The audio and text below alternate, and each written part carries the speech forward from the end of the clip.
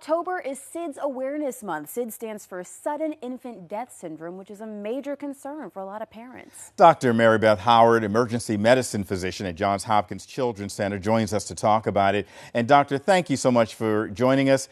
Talk to us about the importance of SIDS education.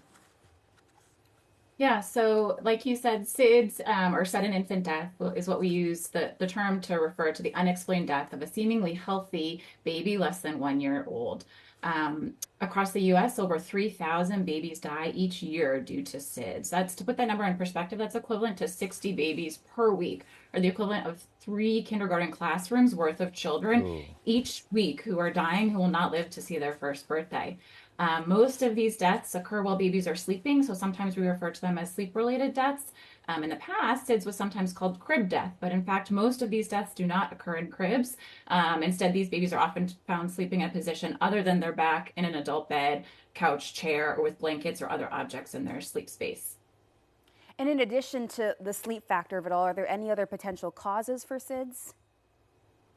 Yeah, so the causes for SIDS is an active area of ongoing research, and the sort of underlying cause, what we think causes SIDS, is that there are maybe defects in the infant's brain that control breathing and the ability to wake up if the brain's not getting enough oxygen. And so if the baby isn't getting enough oxygen, it's important that they wake up. We know that babies who sleep on their stomachs may sleep more deeply and make it harder for them to wake up if they're not getting enough oxygen. Similarly, babies who are sleeping with other people or objects that can block their airway may not get enough oxygen and die during their sleep.